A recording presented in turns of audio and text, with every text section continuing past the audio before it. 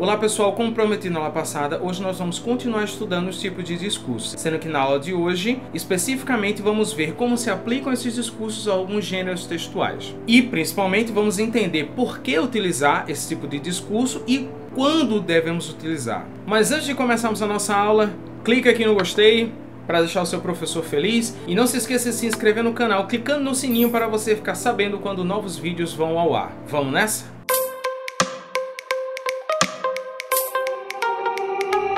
Recapitulando a aula passada, nós vimos que a nossa língua tem três discursos. O discurso direto, que é quando a voz da personagem é reproduzida de forma integral, de forma literal, sem nenhuma alteração. O discurso indireto, que é quando a fala da personagem também é reproduzida de forma integral, literal, mas agora incorporada à fala do narrador. E nós vimos também o discurso indireto livre, que é quando a fala do narrador e a fala do personagem, elas se mesclam e a gente não consegue diferenciar um do outro. O discurso indireto livre é um discurso presente na linguagem literária. Então, nesse caso, nessa aula, nós vamos nos focar no discurso direto e no discurso indireto, já que estamos falando de gêneros como a reportagem e o artigo de divulgação científica. Eu comentei na aula passada que no caso do discurso direto, em gêneros como artigo de divulgação científica e a própria reportagem, no lugar do travessão, nós utilizamos aspas. Por que isso acontece? Porque o travessão, ele é utilizado geralmente em gêneros do narrar. Então, fábulas, contos, piadas, todos os textos que têm características narrativas, a gente usa travessões para marcarmos o discurso direto. Então, como no caso das notícias, reportagens, artigos de divulgação científica ou até mesmo os artigos opinativos, que no caso se referem às famosas redações de vestibular, não são personagens que estão falando, mas pessoas reais. Então, nesse caso,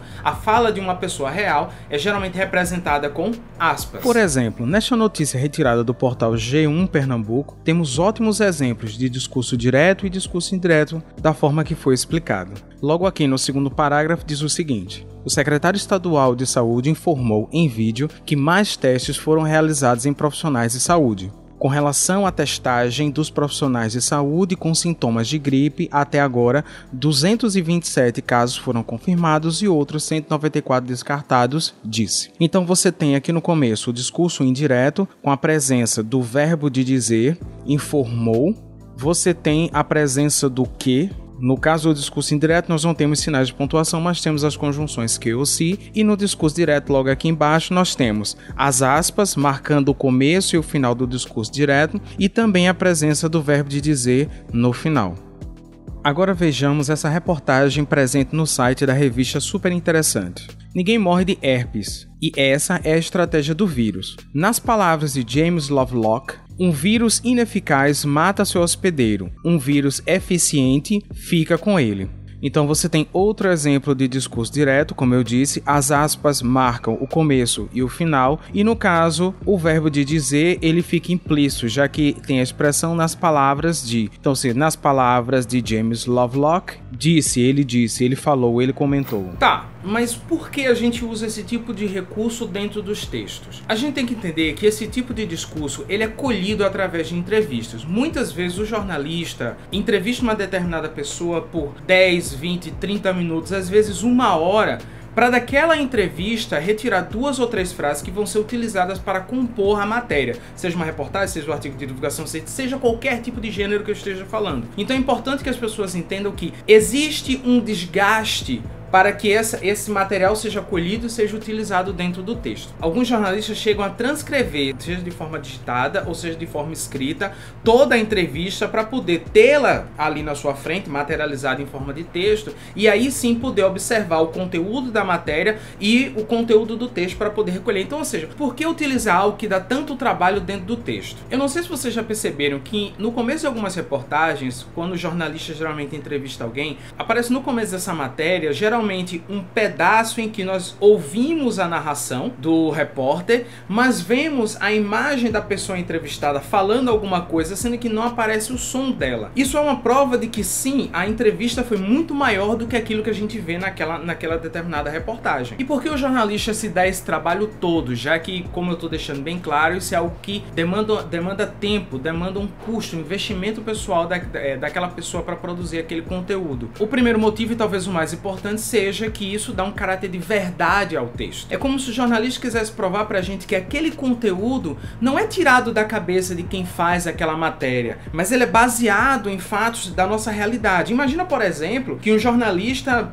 inicia uma matéria dizendo que está vendo um ataque de zumbis pela cidade. Se ele não mostra o depoimento de pessoas, imagens desses zumbis, ele passa a ser desacreditado por aquilo. Então é importante o depoimento de pessoas em determinados textos, porque isso, repito, reforça que aquilo ali é um conteúdo verdadeiro. Muitas vezes, por exemplo, em redações vestibulares, o estudante faz uso de discursos para poder confirmar aquelas ideias que ele quer defender. Porque é muito fácil ele dizer que algo acontece ou que ele acha alguma coisa, mas quando ele coloca a citação, um discurso de alguém que prova aquilo que ele está dizendo, passa para o corretor daquele texto que sim, aquilo ali é verdade, dá pra gente acreditar e dá credibilidade para aquele tipo de conteúdo. E o mesmo vai acontecer com o artigo de divulgação científica, que nesse caso não pega pessoas, mas sim especialistas, cientistas especialistas de uma determinada área para entrevistá-los e poder usar as suas falas dentro daquela matéria. A intenção é a mesma, ou seja, fazer com que nós acreditemos naquele conteúdo, fazer com que aquele conteúdo ganhe mais veracidade. Vejamos um exemplo em um artigo de divulgação científica. O ponto principal é que a obesidade em crianças é um sério problema que precisa ser abordado seriamente, ressaltou o pesquisador William C.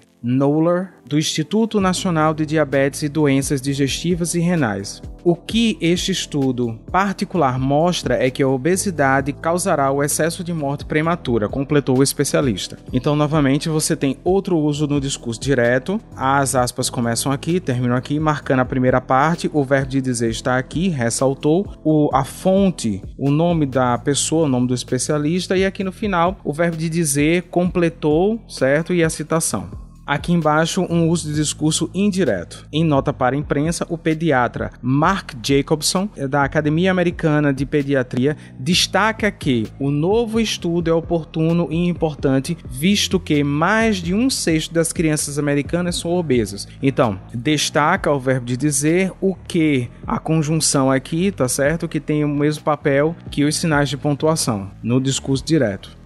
E será que esse tipo de discurso é usado em textos opinativos? Vamos ver uma redação que ganhou nota máxima no Enem do ano passado. Para quem não lembra, o tema do ano passado foi a democratização do acesso ao cinema no Brasil. Na redação do aluno Gabriel Lopes, do Rio de Janeiro, em seu segundo parágrafo ele diz: deve-se destacar primeiramente o distanciamento entre as periferias e as áreas de consumo de arte. Acerca disso, os filósofos Adorno e Horkheim, em seus estudos sobre a indústria cultural, afirmam que a arte na era moderna tornou-se objeto industrial feito para ser comercializado, tendo finalidades prioritariamente lucrativas. Nós temos a citação da fonte através dos filósofos Adorno e Horkheim, nós temos o verbo de dizer, afirmaram, e nós temos a conjunção que, no caso, marcando aqui o uso de um discurso indireto. Bem, pessoal, nessa aula ficamos por aqui, espero que você tenha gostado. Na semana que vem nós vamos continuar estudando os tipos de discurso, mas vamos falar de fake news. Se você gostou desse vídeo, não esqueça de clicar no like para fazer o seu professor feliz. Qualquer dúvida, coloque aqui nos comentários que eu prometo responder